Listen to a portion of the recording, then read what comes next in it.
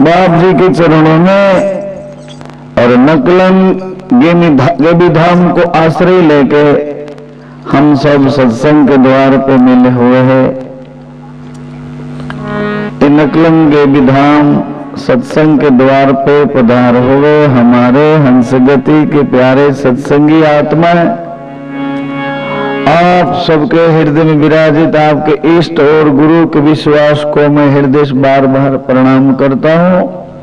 परिसेवा समिति की ओर से आप सबका स्वागत हो, आदर हो, सम्मान हो। बड़ी श्रद्धा और प्रेम के साथ आप सबको जय सीताराम, जय श्री कृष्ण, जय गबीनाथ, जय योगेश्वर, जय सच्चिदानंद, जय गुरुराम, जय रामदेव जी, जय माता जी। धन्यवाद। भगवान अवतारनी લીલા કરે છે, પરંતુ એ લીલા આપણને માયાવી દ્રષ્ટિથી સમજાતી, કળાતી, ઓળખાતી નથી, અનુભવાય છે, પણ આપણે જીવ ભાવમાં એની ઓળખ કરી શકતા નથી। કારણ આપણી આંખમાં આપણા જોવામાં આપણી પ્રાકૃત ભૂમિકા, આપણી રજતમ સત્વ એ ગતિ આપણને એ દિશા તરફ પૂર્ણ કળાએ જોવા નથી દેતી. માણસના મનસ્વી ભાવો બનતા સુધી એવા હોય છે કે હું કહું તે સાચું, હું બોલું તે સાચું, હું જોઉં તે સાચું, મારું ધાર્યું થાય તે સાચું. આવું સ્વાર્થની દિશામાં લગતું વળગતું બધું આપણને લાગ્યા કરે, એટલે આપણે લીલાને લીલા રૂપમાં જોઈ શકતા નથી. માયાવી આવરણોથી એ લીલાને માપી શકાતી નથી, પામી શકાતી નથી. એટલે ઈશ્વર પરમાત્મા જ્યાં જેમ હોય ત્યાં પણ આપણને જ્યારે જરૂર પડે છે ત્યારે ઐશ્વરી સહાય એવી મદદ કરે છે કે જે મદદ મૃત્યુલોકમાં કોઈ શક્ય નથી, કોઈ ન કરી શકે એવી મદદ ઈશ્વર પરમાત્મા કરે છે.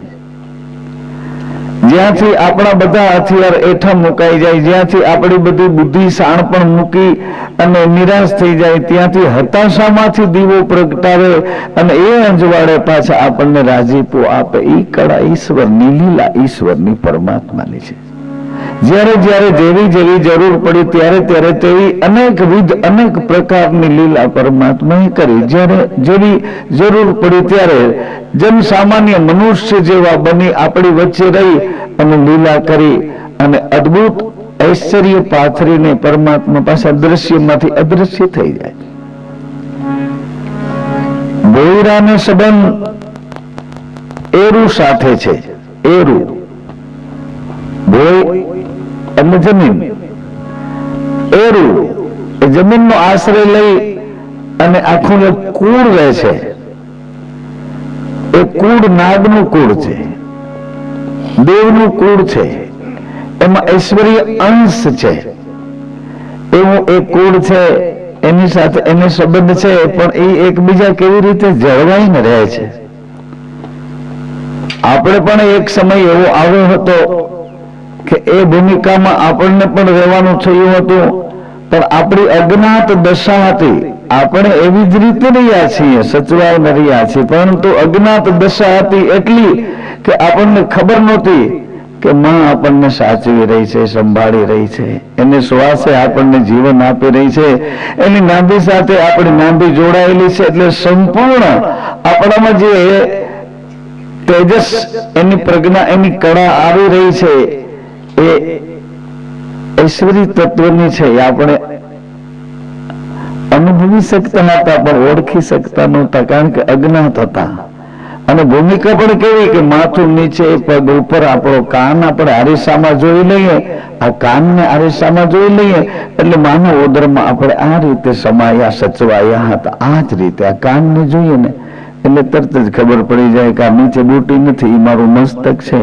અને આ રીતે હું તપ કરતો હતો, નત મસ્તકે કોઈકને આરાધ કરતો હતો, પણ મને ખબર નથી કે હું કોને આરાધું છું, કોને યાદ કરું છું, કોને પ્રાર્થના કરું છું, કોને પોકારું છું, આવી મને કશી ખબર નહોતી. એ કક્ષા પણ અનુભવી આપણે માની ગોદમાં, એ કક્ષા પણ અનુભવી માની છાતીએ, એના લોહીમાંથી દૂધ, એના વાત્સલ્ય, એના સંસ્કારને પીવાનું આવ્યું. એ કક્ષા પણ મેં તમે આપણે સૌએ અનુભવી. પણ આ બધી દિશાઓ અજ્ઞાત થઈ ગઈ, ભૂલાઈ ગઈ.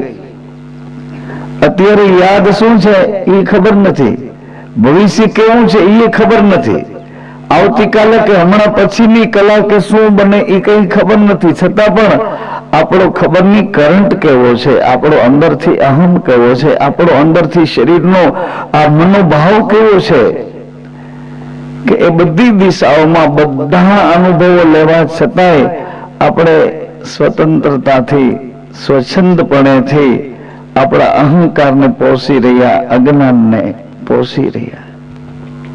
આવા વિષમ કાળમાં સંત શાસ્ત્ર, સદગુરુ ઇત્યાદિ એટલા બધા વચનામૃતો આકાશના આ વાયુમંડળમાં ઘૂમી રહ્યા છે કે એ બધા આપણે સાંભળ્યા છે, કેટલાય જન્મોથી સાંભળતા આવ્યા છે, છતાં એ કઈ અસર કરતા નથી. આટલી બધી હદે આ જીવન આપણું પહોંચાડ્યું છે, ખબર નહીં આ વાયુમંડળમાં આપણી શું દશા થઈ રહી છે.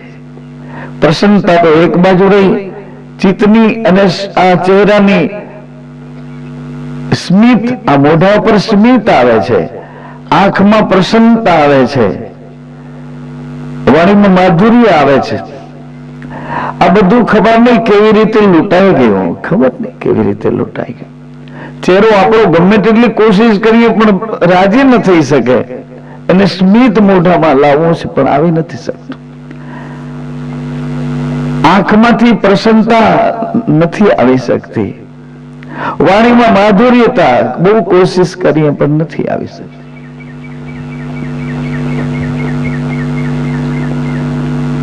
આવા સમયમાં ગમે તે પરિસ્થિતિઓ વચ્ચે જીવન તો પસાર થાય છે ને. એક એક દિવસ, એક એક કલાક આપણા શરીરની આયુષ્યમાંથી પસાર તો થઈ રહી છે, જીવન ચાલુ જાય છે. કોને ભરોસે તો કે ખબર નથી. અરે હું ઊંઘી ગયો પણ કેને ભરોસે ખબર નથી. અરે પાછો ઉઠ્યો, કોને ઉઠાડ્યો તો કે એ ખબર નથી. પણ આટલી બધી કાળજી કોણ લે છે, એના બદલામાં શું માંગે છે તો કે કશી ખબર નથી. કાળજી કોઈક લે છે એ ખબર છે, પણ શું પાછું માંગે છે એ ખબર નથી. શાસ્ત્રો સંતો એમ ક્યાં કરે છે, એ ગમે તે રીતે કહેતા હોય, એનું કહેલું કહે છે, વાંચેલું કહે છે, સાંભળેલું કહે છે, ગમે તે રીતે કહેતા હોય, પણ એ બધા કહીએ રાખે છે, એ કઈ આપણને અસર નથી કરતું. થોડીક વાર કદાચ થાય શમશાન સુધી જઈએ તો, પણ પછી પાછી અસર કરતું નથી. થોડીક વાર થાય, કદાચ આપણું ધાર્યું ન થાય, આપણે પોકાર કરીએ પરમાત્માને, આંસુ સારીએ, પ્રાર્થના કરીએ, માથા પછાડીએ, થોડીક વાર થાય, પણ વળી પાછો આ પવનનો વેગ એવો છે, આ પવનની અંદર જે ક્રિયા શક્તિ છે એની દિશા એવી છે કે એ દિશામાં આપણે વળી પાછા એવી રીતે થવા માંડી છે. માથે ગાજે છે છતાં પણ આપણે ખબર નહીં, બે ધડક ફરીએ છીએ, હરીએ છીએ કે માથે કાળની નોબત ગાજતી હોય એવી રીતે ગાજે છે. અને કદાચ ગાજતો તો તૂટી પડે તો તારાથી અમે ભાગતા કે બીતા નથી, ડરતા નથી, એવું આપણે કહી લઈએ છીએ. આ અવળો મોટો અહંકાર એ કેનો છે કેનો અહંકાર? આપણો પોતાનો છે, આપણું ક્યાંથી હોઈ શકે? આપણો તો આ છે, આપણી ઈચ્છાથી હલે છે એમ તમને લાગ્યા કરે, પણ અંદર પવનનો કરંટ છે તો ઈચ્છા કરો ને. પવન ન હોય તો તમારી ઈચ્છાના કરંટ તમને શું જવાબ આપવાના? પવન જ નથી, પ્રાણ જ નથી, તો શું ઈચ્છા કરવાના પ્રાણ વિનાની? આંગળી તમારા હાથ સાથે જોડાયેલી છે ત્યાં સુધી હા ના કરે, એક આંગળી તો એક આંગળી, બે આંગળી તો બે આંગળી, જેમ બોલો તેમ એને કરવું પડે. તમારા હાથ સાથે જોડાયેલું તમારું આખું તંત્ર છે. એટલે પણ અહીંથી આંગળી કપાઈ નીચે પડી ગઈ, પછી તમે કહેજો હાલ મારી આંગળી પાછી આવી ચોટી જા, પછી જો તમારું કેવું કરે તો કહેજો, પછી નહીં આવે. શું કામ? જુદી પડી ગઈ. કોનાથી જુદી પડી? આ શરીર અંગથી ના, ઐશ્વર્યથી છૂટી પડી ગઈ છે. એમાં ઐશ્વર્ય જે કરંટ હતો એનાથી છૂટી પડી ગઈ છે. એટલે હવે એ આંગળી તમારું કહેવું કરતી નથી, એનાથી જોડાયેલી છે એટલે તમારું કેવું કરે. એમ આપણો શ્વાસ એના સાથે જોડાયેલો છે એટલે તમારો અહંકાર હોય કે પછી ગમે તે સ્થિતિની તમારી પ્રાકૃત ભૂમિકા હોય, એ જોડાયેલા છીએ ત્યાં સુધી આવું બધું થયા કરે છે. છૂટા પડી ગયા પછી કઈ નથી અને ક્યાંય નથી. આવા વિષમ કાળમાં ઈશ્વર પરમાત્મા જ્યાં જેમ છે ત્યાંથી આપણને અવારનવાર ઐશ્વર્ય અવતારો લઈ અથવા તો અવારનવાર એવું કોઈ દર્શન ઉભું કરી અને આપણને વળી પાછી પ્રસન્નતા વળી રાજીપો મળે એવું હવામાન ખુલ્લું કરી દેશે. વળી રાજી થઈને રહો. આવું કરવાનું કારણ શું છે? ભગવાનને આટલી બધી ચિંતા આપણી શા માટે થઈ રહી છે? એ આપણને બધાને પોતાના માનતા હોય તો આપણે એને પોતાને કેમ નથી માની શકતા? આપણે તો હવે આપણા કુટુંબને પોતાનું નથી માનતા. નહીં તો હજી ત્યાં સુધી તો એટલું હતું કે બાપ પોતાના દીકરાને દીકરો માને છે. હવે તો પેપરમાં આપવું પડે કે મારો દીકરો નથી, હું એનો બાપ નથી. આવી રીતે પેપરમાં આપવાથી કઈ જાહેર થઈ જાય છે? એમ પેપરમાં આપવાથી લોકો વાંચી લે છે એટલે માની લે છે કે આનો બાપ નથી, આનો દીકરો નથી. એવું નથી. પેલા એવું તો હતું કે એ મારો દીકરો છે, અરે મારો ભાઈ છે, અરે મારો છે, અરે કોણ છે મારો, એમ કરીને આપણને એ જોશ અને જોમ ને એના માટે કઈ મરી ફેટવાનું, કુરબાની વાળું, આવું અંદરથી ધગશ વાળું હવામાન આવતું હતું. એને બદલે હવે તો આપણને એ અસર તૂટી ગઈ, ફૂટી ગઈ. એકબીજાને જોઈએ તો વેર ઝેરથી જોવાનું થઈ ગયું. એકબીજાને સહન ન કરી શકીએ. આટલી હદ સુધી આપણું માનસ તંગ અને તીવ્ર ગતિમાં આપણને જીવાડે છે. શું કરીએ? આવી પરિસ્થિતિમાં ભગવાન જ્યારે જરૂર પડી ત્યારે આવ્યા છે. કોઈ ભક્તોના રૂપમાં, કોઈ સંતોના રૂપમાં, કોઈ જુદા ઐશ્વર્ય લઈને અવતારની લીલા કરવા આવ્યા છે. શું કામે? એ અવતારની લીલા પાછળનો હેતુ એ છે કે માણસના મગજમાંથી ખોવાયેલી વિચારધારામાં વેર વિખેર થયેલા એના માનસમાં વળી પાછી પ્રસન્નતા, વેર વૃત્તિ મટાડી, આસુરી વૃત્તિ મટાડી, વેર ભાવ મટાડી વળી પ્રસન્નતા ભરી દેવા માટે, એકબીજા માટે આત્મીયતાથી આવકારે આવું કરી દેવા માટે વળી ભગવાન આવી લીલાઓ કરે. આવા અવતારોના દર્શન આપે, એનો મહિમા વધારે. એવી રીતે મહિમા ભગવાનનો છે, એમની લીલાનો આવો મહિમા છે. આ ચરિત્રને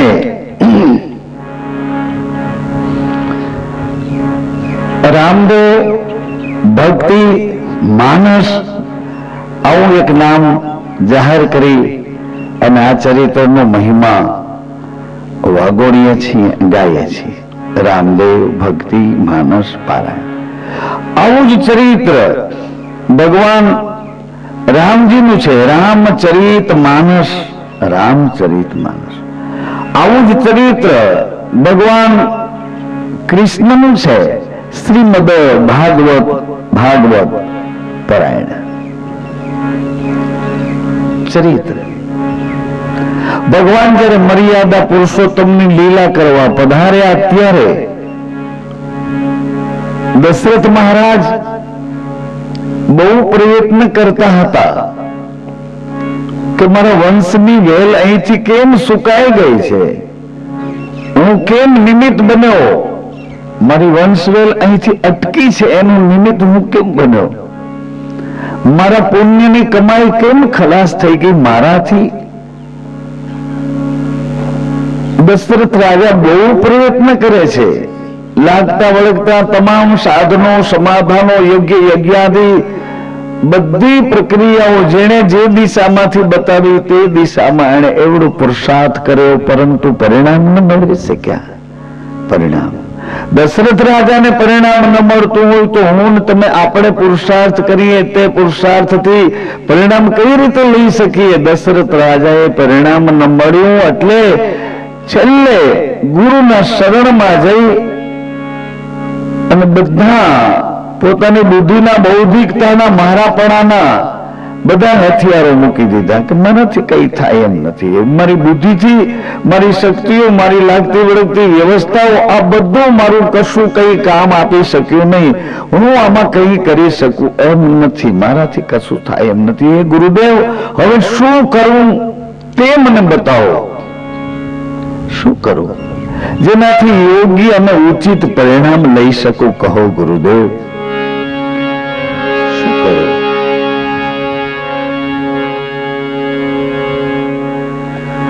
અવધનાથ યદુનાથ મહાન, અવધનાથ યદુનાથ યદુનાથ મહાન, અવધનાથ યદુનાથ મહાન,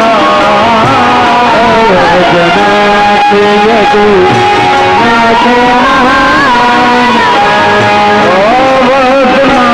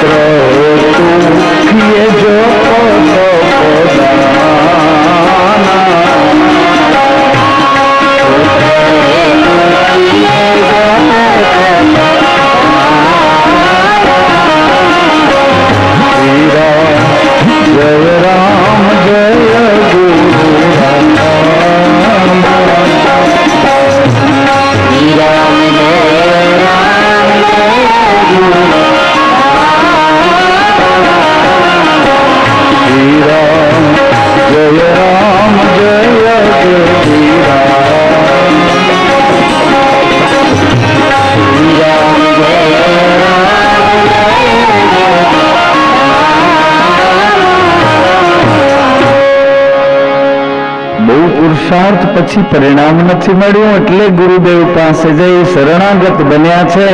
કહો ને ગુરુજી, કહો કહો, હવે કેમ કરીએ? કહો ગુરુદેવ. વશિષ્ઠ બાપજી કહે છે, મહારાજ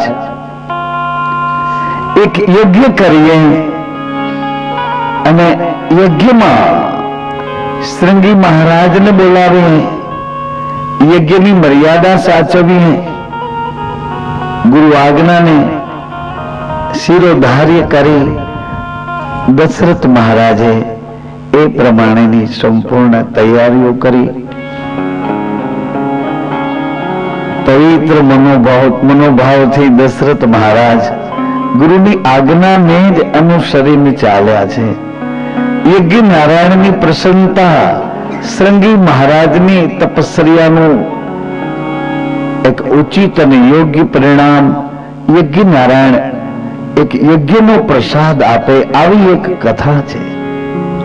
વર્ષોથી આ કથા, આ મહાત્મ ગવાય છે, આપણે સાંભળીએ છીએ.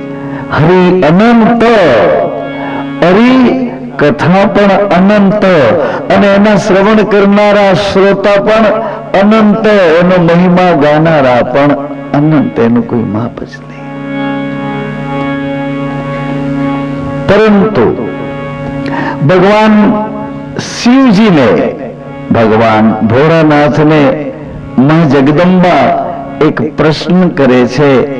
એ પ્રશ્નની ક્ષણાવટ કરીએ. માં પૂછે છે, પ્રભુ આજ આપ પ્રસન્નતાથી બિરાજ્યા છો, તો મારો એક પ્રશ્ન પૂછું? ઓહો દેવી, મારી અનુમતિ લઈ રહ્યા છો, તો એવો તો વળી કયો પ્રશ્ન છે કે મેં મારી અનુમતિ લીધી છે? ભગવાન, મને એમ થયા કરે છે કે અત્યારે જગતનો જગદીશ, પરમ સતાધીશ પરમાત્મા અત્યારે ક્યાં હશે? ધનુષ બાણ મૂકી ક્યાં ગયા હશે? મોર મુકુટ બંસી મૂકી ક્યાં ગયા હશે? ક્યાં હશે? શું કરતા હશે? આવો એક મારો પ્રશ્ન છે. ભગવાન અત્યારે ક્યાં છે? શું કરે છે? અને પછી શું કરવાના છે? કદાચ અવતાર લે તો એના માતા પિતા કોણ બનશે? અને માતા પિતા કોઈ બને તો એના પુણ્ય તપ કેવા હશે? એ ભૂમિ કઈ હશે? એ ગામ ઠામ કયું હશે? એ જ્ઞાતિ કુલ ગોત્ર ક્ષેત્ર કેવા હશે? આ બધું સવિસ્તાર મને કહીને સમજાવો પ્રભુ. જે મર્યાદાની સ્થાપના ભગવાન શિવજીએ કૈલાસના શિખર ઉપર કરી છે, એ મર્યાદા સ્થાપી છે શિવજીએ. શિવ અને શક્તિ એક આત્મા શરીર બે અખંડ રૂપની એ મર્યાદા લિંગાકાર રૂપે, લિંગમાં બીજ, બીજમાં જ્યોતિ અને જ્યોતિનો તેજોમય પ્રકાશ, આ તેજની સાક્ષીએ ભગવાન શિવ અને શક્તિએ અર્ધનારેશ્વરની આ મર્યાદા સ્થાપી. પણ ક્યાં? કૈલાસના શિખર ઉપર, આટલી બધી ઊંચાઈ ઉપર. આંખો નીચે રહી જાય, આ જ્ઞાનેન્દ્રિય નીચે રહી જાય, આ શ્રવણેન્દ્રિય નીચે રહી જાય, આ રસાસ્વાદો નીચે રહી જાય, બુદ્ધિ જ્યાં સ્થિર થઈ જાય, બુદ્ધિ સ્થિત થઈ જાય, બુદ્ધિ એનું બૌદ્ધિક પણ છોડી દે, 94 ઘરમાં આટા મારતી એ બુદ્ધિ સ્થિર થઈ જાય. શત્રુપા છે, આમ તો 100 ઘરમાં આટા મારે એ બુદ્ધિ શત્રુપા છે. 6 ઘરમાં સદગુરુએ લઈ લીધા, 94 ઘર બુદ્ધિને આપ્યા. બહુમતી બુદ્ધિએ રાખી અને સદગુરુના તો 6 પદ 6 ઘરના છે. આ 94 ની બહુમતીએ બુદ્ધિ આપણને ક્યાંય નિર્ણય લેવા નથી દેતી. અરે એને કાંઈ ન થાય, એનો વાર વાંકો ન થાય તો બુદ્ધિ કે શું કામ ન થાય? બુદ્ધિ તરત વિક્ષેપ કરે. ન શું થાય, ન શું થાય, થાય. બુદ્ધિ વારંવાર વિક્ષેપ કરે, કોઈ પણ બાબતમાં, કોઈ પણ ક્ષેત્રમાં, કોઈ પણ કારણમાં. આપણે કાંઈ નિર્ણય લેવા જાય એટલે બુદ્ધિ તરત જ પ્રહાર કરે પ્રહાર કરે. ન વર્ષે, અરે ન શું વર્ષે, હમણાં વર્ષી પડે તો ખબર પડે મહારાજને કથા લઈને બેઠો છે. બુદ્ધિ આવું કર્યા જ કરે, બુદ્ધિ વિક્ષેપ પાડ્યા જ કરે. એ બુદ્ધિ 94 ઘરમાં રહેશે. બુદ્ધિ 6 ઘર સદગુરુએ લીધા કે આટલા 6 ઘર તો રહેવા દે, 6 ઘર મારી પાસે મારા ભક્તો માટે રહેવા દે. 6 ઘર બુદ્ધિ વિક્ષેપ કરી રાખે વારંવાર. હનુમાનજી બુદ્ધિમત્તામ વરિષ્ઠમ એટલા માટે છે ને, એ બુદ્ધિને અંદર આવવા જ નથી દેતા વિક્ષેપ કરવા. શું કામ નથી આવવા દેતા? બુદ્ધિ વિક્ષેપ ન કરે એટલા માટે રામ રૂપી નામ લઈને બધા 94 દરવાજા બંધ રાખે છે. નહીં, અંદર નહીં આવ, અંદર નહીં. રામ સિવાય મારે બીજું કાંઈ જોઈતું, મારે બીજું કઈ કરવું, મને બીજું કઈ ગમતું, આવી રીતે કહીને બધા 94 ઘર હનુમાનજી બંધ રાખે. એનું નામ સંયમ, એનું નામ જ સંયમ. શંકર સ્વયં કેસરી નંદન તેજ તેજ તેજ તેજ તેજ તેજ પ્રતાપ તેજ ઓજસ તેજ ભૂર ભૂર વહત સવિતુર વરેણ્યમ. એ ઓજસ છે, ઓજસ એનું નામ તેજ છે. સૂર્યનારાયણ ભગવાનની આજુબાજુમાં જે તેજની કણા છે એ સ્વયં ગાયત્રી છે. તેજસ ભગવાન અર્ધનારેશ્વરની મર્યાદાની સ્થાપના કરી. જ્યોતને અંજવાળે, જ્યોતિર્મય પ્રકાશે, પણ લિંગમાં સમાયા. લિંગમાં બિંદુ બિંદુમાં પ્રકાશ, અંકુર અંકુરમાં તેજસ, અને એ અંજવાળે જ્યોતિ સ્વરૂપ થઈ ભગવાને સ્થાપના કરી. અને કૈલાસના આટલા ઊંચા શિખર ઉપર, આટલા શિખર ઉપર તમે હું આપણે જમીન ઉપર તો બેઠા છીએ, પણ જમીનથી ઊંચાઈ છે પહાડની. એ કૈલાસનો પહાડ એવડો ઊંચો છે, એ ઊંચાઈ પરથી શિખર જે આવ્યું, આ શિખર માંથી શિખા, અને એ કૈલાસના શિખર ઉપર ભગવાન શિવ અને શક્તિ બેઠા. એને અર્ધનારેશ્વરની આ મર્યાદાની સ્થાપના કરી અને ત્યાંથી જ ભગવાન બોલ્યા. ભગવાન શિવ ઉવાચ બોલ્યા, હે નારાયણ, હું કૈલાસના શિખર ઉપરથી આપને કહું છું, નારાયણ, આપને ઈષ્ટ રાખીને મેં મર્યાદાની સ્થાપના કરી છે. હે નારાયણ, એ વિશ્વના અણુ અણુમાં રમી રહેલા વિષ્ણુ નારાયણ, આપ શેષની શૈયા પર ચીર સાગરમાં પોઢ્યા છો. એ નારાયણ, આપને મેં ઈષ્ટ માની અને આ મર્યાદાની સ્થાપના કરી છે. મારા ઈષ્ટ તમે છો, ઈષ્ટ મારા ભગવાન તમે છો. મેં આ મર્યાદાની સ્થાપના કરી છે. હે ઈષ્ટ, આપ એનું પાલન કરો, આપ એનું પાલન કરો. એટલે આજ્ઞા કરી, આપ એનું પાલન કરો. એનું નામ જ આજ્ઞા. કોઈ આપણને કહે કે તમે આટલું કામ કરી આવો, એનું નામ જ આજ્ઞા. પાલન કરો, પાલન કરો, પાલન કરો. ભગવાન વિશ્વાણુ વિષ્ણુ નારાયણ કહે છે કે હે શિવ, તમે મારા ઈષ્ટ થઈને રહેજો, તમે મારા ઈષ્ટ થઈને રહેજો.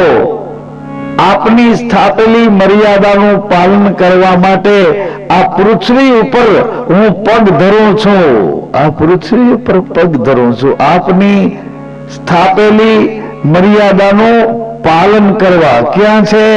કૈલાસના શિખર ઉપર. પૃથ્વી ઉપર પહાડ છે, એટલી ઊંચાઈ વાળું જીવતું દર્શન છે.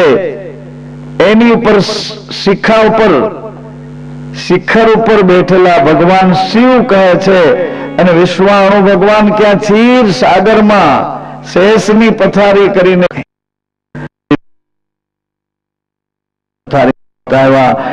ભગવાને પગ નીચે એને હાથમાં એની લગામ રાખી બતાવ્યા.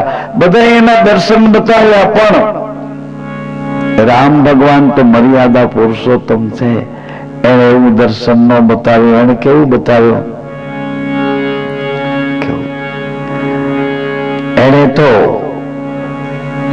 આપણું આ ડાબુ નાક છે, એ ડાબા નાક નો શ્વાસ જે તમે હું ભરતા હોઈએ ત્યારે જમણો શ્વાસ ચાલુ કરી, અને ડાબે પડખે સૂતા હોઈએ ત્યારે જમણું નસકોરું ચાલુ કરી દઈએ, જમણી બાજુ સૂઈએ એટલે ડાબું નસકોરું ચાલુ કરી દઈએ.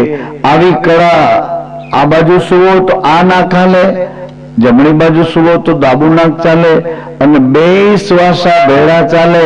ત્યારે સૂક્ષ્મણાના ઘરમાં એ સૂક્ષ્મણા નામની જે નાગિની છે, સર્પિણી છે, એ ભગવાન રામે મર્યાદા પુરુષોત્તમે એને વશ કરી સુષુમ્નાની સેજ બિછાવી ભગવાન આસન કરીને બેઠા છે. એને ભીતરમાં ભોયરામાં કળા કરી, ભોયરામાં કળા કરી, રામે પ્રગટ કળા કરી, પણ ભોયરામાં, કારણ કે મર્યાદા પુરુષોત્તમ હતા ને એટલે બહારનું કઈ દર્શન બતાવી શકે એમ નહોતા. એને અંદરથી આ દર્શન બતાવ્યું. આ બહુ મોટું દર્શન છે. સૂક્ષ્મણાની સેજ, આ બે નસકોરા ચાલુ થઈ જાય આપણા અત્યારે ઈશ્વરના અને આપણા એક શ્વાસમાં આપણું જીવન ચાલુ હોય છે. બે ચાલુ થઈ જાય, પણ તે વખતે હું તમે આપણે કાં ક્રોધમાં વયા જઈએ અને કાં કામનાઓમાં પીડાઈએ. આ બે નસકોરા ચાલુ થાય ત્યારે કાં ક્રોધમાં કાં કામમાં પીડાઈએ અને કાં ઘસઘસાટ સોઈ જાય, ઘર ઘર ઘર, આપણને કઈ ખબર. એ વખતે સમાધિમાં લઈ જાય છે. આ આવું દિવ્ય દર્શન ભગવાન મર્યાદા પુરુષોત્તમે ઘટમાં ભીતરમાં ભોયરામાં સજાવ્યું. ભોયરામાં હાજી તમે આંખો વીચીને કોઈક વખતે ભોયરામાં અંદર સપનાના ઘોડા ઉપર ચડીને ક્યાં ક્યાં આટા મારી આવો છો, અને વળી પાછો ઘોડો સરખી રીતે ઘોડારમાં બાંધી અને વળી પાછા ભોયરામાં જઈને વળી પાછું નામ રૂપ અને ગુણનું આખું પૂતળું તૈયાર કરીને વળી પાછા બહાર નીકળીને દોરા કાઢો તો સપનામાં ગયો તો કોણ, અને આંખો ખોલીને આંખ બતાવે છે એ કોણ? એવું આ દર્શન ભગવાન રામે કબજે કરી બતાવ્યું કે આ રીતે કળાથી કબજે થાય છે. પણ કળા કઈ છે? મર્યાદા પુરુષોત્તમની કળા છે, અદ્ભુત કળા છે.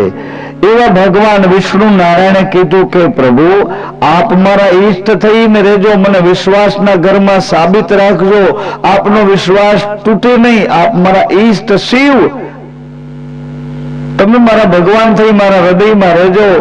હું મર્યાદા તમે સ્થાપેલી છે એ મર્યાદાનું પાલન કરવા આ પૃથ્વી ઉપર પગ ધરું છું. પૃથ્વી ઉપર ભગવાને પગ ધર્યો, અને જેવો પૃથ્વી ઉપર ભગવાનનો પગ પડ્યો અને એની જ ઘડીએ પૃથ્વી માતાએ પોતાના પેટાળમાં જે તત્વો હતા, જે રસો હતા, બધા તત્વ રસાયણો બધા લઈ અને ભગવાન રામજીના ચરણમાં ધરી દીધા. પ્રભુ મારા ઉપર પગ ધરી મને પાવન કરી ધન્ય બની છું. આ મારા પેટાળમાં સાચવી રાખેલી બધી સંપત્તિ આપના ચરણે ધરું છું. પરંતુ ભગવાન રામ કહે છે પૃથ્વી હું અહંકારથી પગલા ભરવા નથી આવ્યો, હું તમારા ગુરુને પૂછીને પગલા ભરી છે. પૃથ્વી હું અહંકારથી પગલા ભરવા નથી આવ્યો. એમ અમે કઈ તમે આજુબાજુમાં રહ્યો છો નથી સમજતા એટલે કઈ સમજાવવા આવ્યા છીએ, તમે આવું કઈ નથી સાંભળ્યું એટલે સંભળાવવા આવ્યા છીએ, એવી રીતે નથી, એવી રીતે નથી. એ પૃથ્વી હું તો મારા ગુરુને પૂછીને પગલા ભરીશ, અહંકારથી પગલા ભરવા નથી આવ્યો. એમ અમે કઈ કથા કહેવા નથી આવ્યા, અમે તો એ ગુરુજીનો મહિમા ગાવા આવ્યા છીએ કે જેની સત્તા આ સકલ જગતમાં કેવી વ્યાપી રહી છે.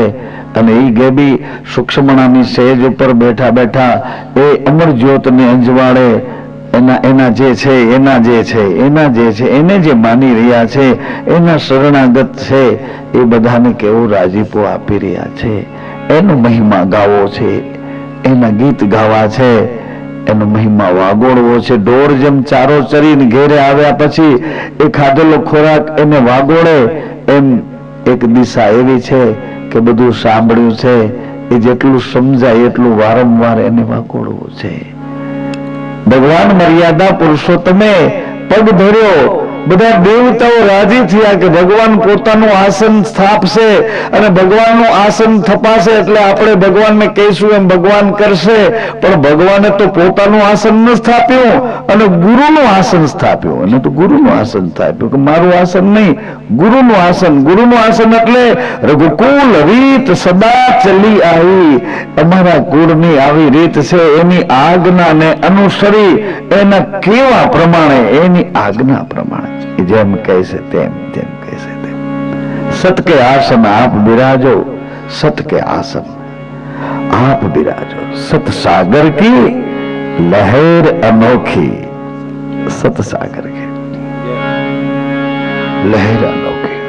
આવું આસન ભગવાને સ્થાપ્યું. મર્યાદા પુરુષોત્તમે. પૃથ્વીએ વિચાર કર્યો કે ભગવાન તો આ બધી મારી ભેટ છે એને સ્વીકારતા નથી સ્વીકારતા. પૃથ્વી મારે કોઈ આસન મારા અહંકારનું જોઈતું નથી, મારે પૂજાવું નથી, મને પ્રતિષ્ઠા નથી જોઈતી પૃથ્વી. એટલે પૃથ્વી માતાએ વિચાર કર્યો કે મર્યાદા પુરુષોત્તમની સેવા કેવી રીતે કરું, એની સેવા કેવી રીતે કરું, મર્યાદા પુરુષોત્તમની સેવા કેવી રીતે કરું.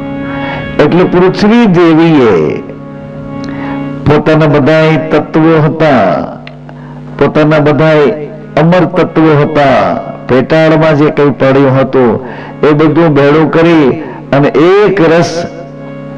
એક રસમાં નીરસ, અને એ નીરસમાં પવિત્ર શુદ્ધ પ્રેમ રસ ભરપૂર કરી અને પૃથ્વી દેવીએ એક દિવ્ય રૂપ ધારણ કરાવ્યું. અને એ દિવ્ય રૂપ ધારણ કર્યું છે વૈદેહી. વૈદેહી દેહમાં રહેવા છતાંય દેહની કોઈ અસર નહીં, શરીર ઇન્દ્રિયોની કોઈ અસર નહીં, સંસાર શરીરની સાથે કોઈ વ્યવહાર નહીં.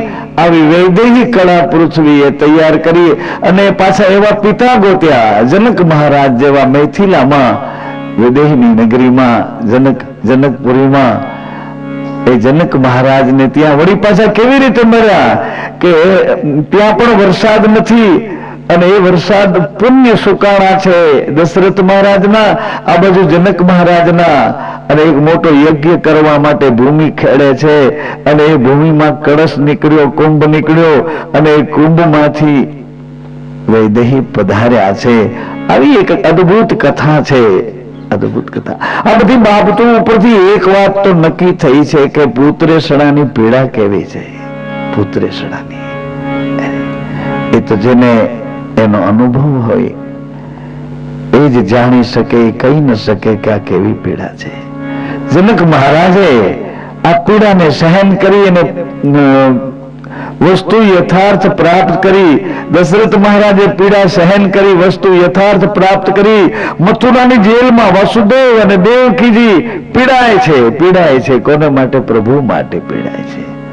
પુત્રેષણાની પીડા નથી, પ્રભુ અષણાની પીડા છે. પ્રભુ પધારે છે, પ્રભુ પધારે. પણ કેવી રીતે કે અવતારની લીલા તમારે ત્યાં કરે છે. એ પીડામાં રીબાતા પીડાતા જુરતા હતા. વસુદેવ અને દેવકીજી આ બાજુ જુરે છે, દશરથ મહારાજ આ બાજુ જુરે છે, જનક મહારાજ. પૃથ્વી દેવીએ વૈદેહી ભેટ કરી. રામ અને જાનકી, સીતા અને રામ સ્વયંવરની એક ભૂમિકામાં પ્રગટ થયા. આ બધા ઈશ્વરીય તત્વો સાથે જોડાયેલા ઉદાહરણો એટલા માટે યાદ કરાવું છું. હું તમે આપણે ભલે કઈ જાણતા ન હોય, આપણામાં કઈ દેવત્વ ન હોય, આપણે ભલે દાળ રોટલો ખાઈ પી ગુજારો કરી આ જીવન સમય પસાર કરતા હોય, ગમે તેવા આપણે છીએ, પણ આપણી અંદર જે શ્વાસ છે એ શ્વાસ તો એની હારે જોડાયેલો છે ને. એમાંથી આવે છે કે બીજે ક્યાંયથી આવે? શ્વાસ આપણે ભરીએ છીએ એનાથી જીવાય છે. શ્વાસ મૂકી દઈએ તો જીવન પૂરું થઈ જાય. તો એ શ્વાસો કોની સાથે જોડાયેલો છે એમ મારું કહેવાનું. એ પરમાત્મા સાથે. પરમાત્મા ગમે ત્યાં રહેતો હોય, ગમે તેવડો હોય, ગમે તેટલા આ ન્યારા થઈને પ્રભુ એની કળા કરી રહ્યા હોય, લીલા કરી રહ્યા હોય, સગુણ સાકાર નિર્ગુણ નિરાકાર ગમે તેટલી વાતોમાં આપણે એને સમજવા કોશિશ કરીએ પણ એટલું સમજાય તો ઘણું સારું કે મારી નાભીમાં એનો શ્વાસ છે કે આખા જગતનું પાલન કરનારો એ છે, એને શ્વાસે હું જીવું છું. ભલે મારી પાસે કઈ નથી પણ એનો શ્વાસ તો મને જીવન આપી રહ્યો છે ને. જીવન તો એની આ મૂડી થોડી છે, આ જેવી તેવી મૂડી છે. એને શ્વાસે હું જીવું છું, જેને શ્વાસે જીવું આખા જગતનો માલિક છે. પ્રાણી માત્રને જીવાડનારો છે, પ્રાણી માત્રને પોષણ આપનારો છે. પ્રાણી માત્રને એને શ્વાસે હું જીવું છું. ઈ શ્વાસ હમણાં હટી જાય, મારા ગમે તેટલા સાધનો હોય, ગમે તેટલી વ્યવસ્થા પ્રતિષ્ઠા હોય, ગમે તેટલા મારા સગા સંબંધીઓ હોય, પણ કોઈ મને કશું કાંઈ ન કરી શકે. એ શ્વાસ જ્યાં સુધી છે ત્યાં સુધી જ મારું જીવન છે, ત્યાં સુધી જ મારું અસ્તિત્વ છે અને મારું હોવાપણું છે. અને હોવાપણું છે ત્યાં સુધી ચારે બાજુથી મને લાગતી પ્રતિષ્ઠા વ્યવસ્થા બધી મને ઉપયોગમાં આવે છે. આવી રીતે લીલા પુરુષોત્તમ એની લીલાના ચરિત્રમાં નદીના કિનારે એક ઋષિ ઉભા છે. આપણે જે ભૂમિમાં અત્યારે બેસી અને પ્રભુને એના ચરણોમાં એની ગોદમાં બેસી અને નાનકડા બાળક જેમ પોતાના ગરડા દાદાને એ વાલ કરતું હોય અને ગરડા એ દાદા એની પર રાજી થતા હોય અને લીલા જોતા જોતા હોય, આપણી માથે હાથ ગુમાવતા હોય, એવી એક દશા. અથવા તો ગોળિયામાં સૂતા હોઈએ, નાનકડી આપણી અવસ્થા હોય, 2 મહિનાનું શરીર હોય આપણું અને ગોળિયામાં સૂતા સૂતા મળમૂત્ર આપણાથી થઈ ગયા હોય, આપણે બહાર નીકળવું છે, નીકળી શકાતું ન હોય, આપણે બૂમ પાડવી કે માં મને આ નથી ગમતું, મને જલ્દી આમાંથી બહાર કાઢ, પણ આપણે બોલી શકતા ન હોઈએ, વિચારી શકતા ન હોઈએ. એવી વખતે આપણે રડી પડીએ. એક જ સાધન આપણી પાસે રહ્યું, પછી કોઈ સાધન નહીં.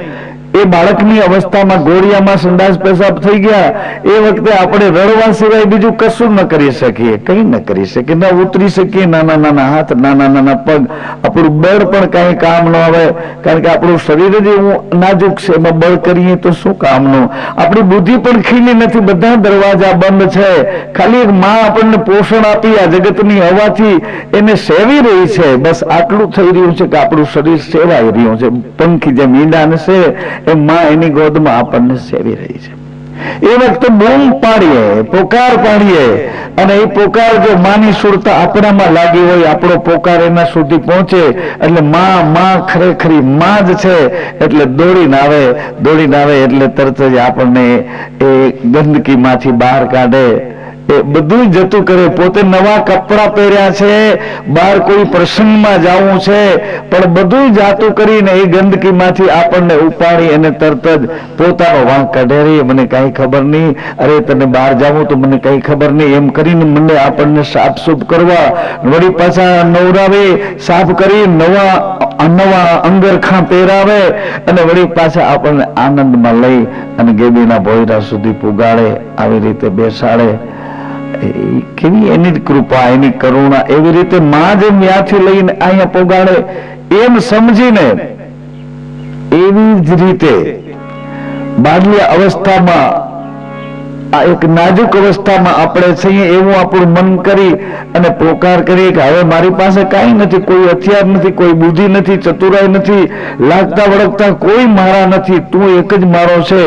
એવી જ રીતે આપણે જયારે પોકાર કરીએ ત્યારે આ ભૂમિમાં આપણે જ્યાં બેઠા છીએ ત્યાં એવા 5 મોટા ઋષિ મુનિઓના આશ્રમ હતા. એ 5 આશ્રમનો પ્રભાવ આ પાંચાલ ભૂમિ પર અદ્ભુત છે. એનો મહિમા વાગોળીએ. એની સાથે સાથે એક ઋષિને યાદ કરું છું. એ ઋષિએ 2 પંખીને જોયા. સવારમાં હજી નારાયણ ઉદય થાય, આકાશમાંથી એનો પ્રકાશ મોકલે, ભૂમિ ઉપર પ્રકાશ પાથરે, એવા ભોર સવારમાં ભોર ભયો પંખીડા કલરવ કરે. એમાં 2 પંખી રમતા હતા. કોંચ નામના પંખી છે શરીરના ભાવ મૂકી અને એવા ગેલ કરી રહ્યા હતા, એકબીજાની ચાંચું પકડી અને એવા રમી રહ્યા હતા. પંખી નિર્દોષ અને નિર્દોષ રમતા હોય તો જ ઋષિની આંખ ત્યાં લાગે, રોકાઈને જોવા. દૂષિતને ઋષિ બે ભેળા ન થઈ શકે. દૂષિત ભાવે રમી ન શકે અને એ રમતા હોય તો ઋષિના પગન્યા હોય નહીં.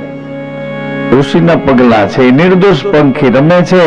તપસ્વી ઋષિ એને જોવે છે અને પ્રકૃતિને ખોળે એ ઋષિ પોતાને બે ઘડી ભૂલી જાય છે કે ઓહો, કુદરત, પરમ ઐશ્વર્ય, આ પંખીમાં આટલી નિર્દોષતા, આટલા ભાવથી આ પંખી એકબીજામાં ખોવાઈ જવા કેટલી મહેનત કરે છે. હું તારામાં, તું મારામાં. નિર્દોષ પંખી કેટલા નિર્દોષ ભાવથી રમી રહ્યા છે.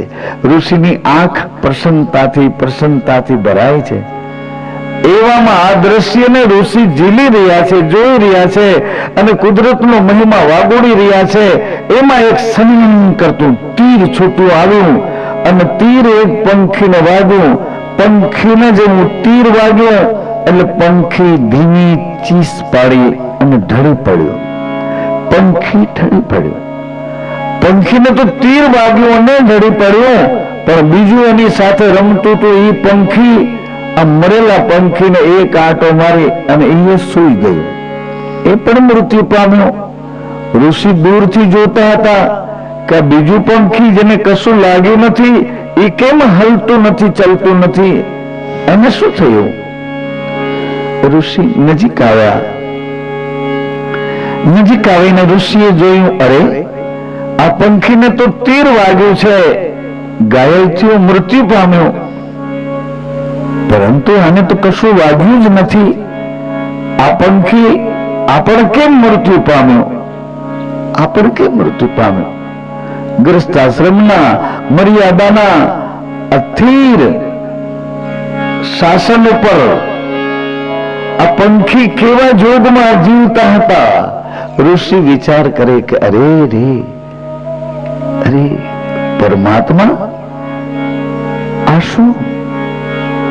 એમ કરતા કરતા ઋષિ પોતાના આશ્રમ પર આવ્યા.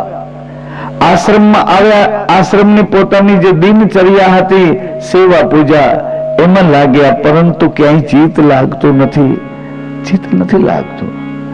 ઋષિને વારંવાર પેલા પંખી જ યાદ આવે છે કે એકને તીર વાગ્યું એ તો મર્યો, પણ આને કશું વાગ્યું નથી, કેવી રીતે મરે? કશું જ વાગ્યું નથી, કેવી રીતે મરે? વળી પાછા ઋષિ આવીને જોઈ જાય, છતાં એની જ હાલત. તીર વાગ્યું તો મર્યું, પણ કશું વાગ્યું નથી, કેવી રીતે મરે? ઋષિ આ વાતનું સમાધાન લેવા માટે એકાત્મ ભાવથી ઐશ્વર્યમાં લીન થયા કે આ શું છે પ્રભુ? એક આત્મા, શરીર બે, અને બંને શરીર એક આત્મા થઈને નિર્દોષતાથી રમી રહ્યા હતા. આ બેવની વચ્ચે એવું શું બંધન હતું કે એક પંખી મૃત્યુ પામ્યું એટલે બીજું પંખી પણ મૃત્યુ પામ્યું? કરુણા હૃદયમાં છવાઈ ગઈ છે અને કરુણાના એ સાઈના ખડિયામાં ઋષિએ એક ભૂમિકા કલમ બોળી અને એક ભૂમિકા તૈયાર કરી. કરુણામાંથી કથાનું આલેખન કર્યું, એક દર્શન કર્યું. પંચવટીમાં ભગવાન રામને હૃદયમાં સીતે સીતે સીતે, અશોક વાટિકામાં રાક્ષસોની વચ્ચે એક ઘાસનું તણખલું હાથમાં લઈ રામ રામ રામ, રામના હૃદયમાં સીતાજી, સીતાજીના હૃદયમાં રામ. આવું ગૃહસ્થાશ્રમનો અદ્ભુત મર્યાદા પુરુષોત્તમે નિર્વાહ કર્યો. ભગવાને નિર્વાહ કર્યો. પત્ની માટે પાગલ, અરે રે, સતી સમજી ન શક્યા એમ તમે માનો છો? શિવની છાયામાં રહેનારા રામ મર્યાદા પુરુષોત્તમને સમજી ન શક્યા. અરે હમણાં તો અગસ્ત્ય ઋષિને ત્યાં કથા સાંભળીને આવતા હતા. એ સતી રામને એવા જોવે કે એ પત્ની પાછળ પાગલ થઈને બૂમાબૂમ કરે છે. આ ભગવાન છે? આવી કલ્પના માં કરે. પરંતુ એ સ્થિતિ પણ બતાવી કોણ? ભગવાન શિવજીએ કે સતી એ જ મારા પરાત પર, એ મર્યાદા પુરુષોત્તમ, એ જ મારા પ્રભુ છે, એ જ મારા. અરે ભગવાન સ્વામી, આ કઈ રીતે ભગવાન હોઈ શકે? આવી કલ્પના માં કરે શિવની છાયામાં. છતાં એક ચિત્ર બતાવ્યું, સંસારના ઘાટ પર આવું કઈ આવે તો શું કરવું, કેવો નિર્ણય લેવો? ભગવાન શિવજીએ કહ્યું, હા એ જ છે, એ જ છે, એ જ છે. સતીએ કહ્યું, ના ના ના ના, એ કઈ રીતે હોઈ શકે? ભગવાને કહ્યું કે હવે એક જ કામ કરો, એની પરીક્ષા કરી આવો.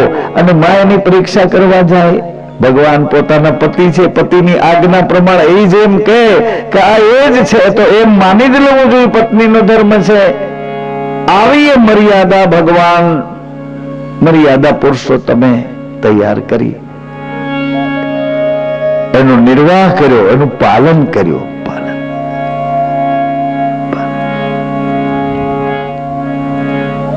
મર્યાદા પુરુષોત્તમ આજ્ઞાને અનુસરી નથી ચાલી શક્યા માં, અને આવ્યા છે નીચે મૃતલોકમાં. ભગવાન જ્યાં સીતે સીતે કરે છે એની જ સામે સીતાજીનું રૂપ લઈ અને માં ખુદ જગદંબા ભવાની આવ્યા છે. સીતાજીનું રૂપ લઈ અને મર્યાદા પુરુષોત્તમ તુરંત હાથ જોડે છે. અરે માં, મારા પ્રભુ એકલા? અફસોસ, અફસોસ, અફસોસ. માં ચારે બાજુ ભાગવા પ્રયત્ન કરે, પરંતુ જે બાજુ જાય એ બાજુ, જે બાજુ જાય એ બાજુ રામ રામ રામ રામ રામ રામ. મહામુસીબતે માં આવ્યા છે શિવજીના ચરણોમાં. ભગવાન પૂછે છે, પરીક્ષા કરી? તો કે ના, પરીક્ષા તો નથી થઈ શકી. પરીક્ષા એની કરવા ગઈ હતી ત્યાં તો પરીક્ષા મારી થઈ ગઈ. પરીક્ષા રામની કરવા ગઈ હતી પણ પરીક્ષા તો મારી થઈ. સતી, હવે મારી પાસે નહીં, મારી સામે બેસો. આવડી મોટી વચનની મર્યાદા, એ દિશા તરફ હું નિર્દેશું. આવડી મોટી મર્યાદા, આવડી. મારા પ્રભુ, મેં એને ભગવાન ઈષ્ટ માન્યા છે, એની પત્નીનું તમે રૂપ લીધું છે, એટલે હવે તમે મારી સામે બેસો. ભગવાન રામજીની મર્યાદાનું પાલન પણ એવું જ હતું.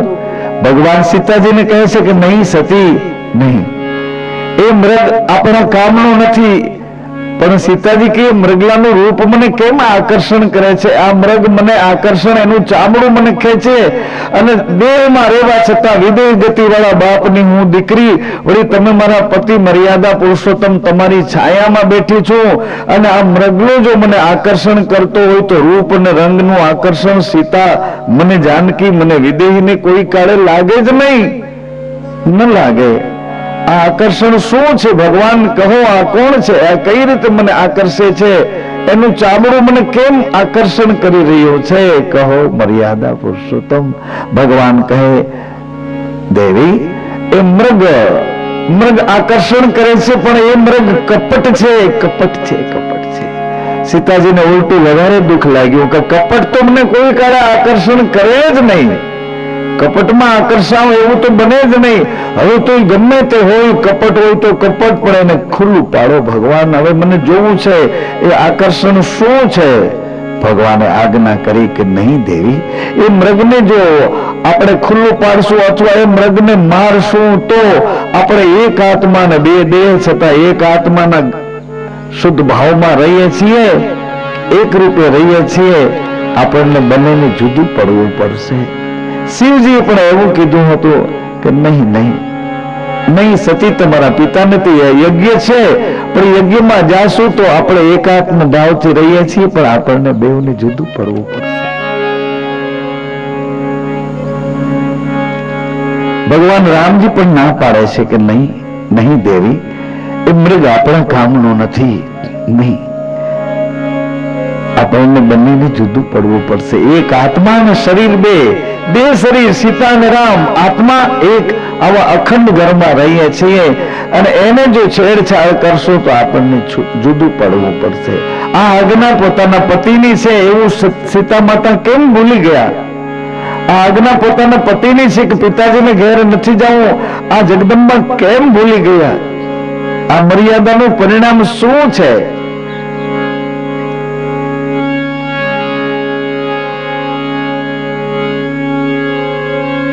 સીતે સીતે સીતે મૃગને મારવા પ્રભુ દોડ્યા છે અને કપટ જ્યાં ખુલ્લું પડ્યું સીતાજીને યાદ આવ્યું કે હો, આ મૃગને ઓઢીને કોઈ રામનો ભક્ત છે, એ રામ રામ કરતો હતો, એનું નામ મને આકર્ષણ કરી રહ્યું હતું, એનો ભેદ તો મળ્યો પરંતુ પરિણામ જુદું જ આવ્યું. પરિણામ જુદું. સીતે રામ રામ રામ. આવી એક સુંદર મજાની અદ્ભુત એક ગાથા મનુષ્ય જીવનના એક દિવ્ય દર્શન માટે નિર્માણ થઈ. અદ્ભુત ગાથા પરમાત્માની.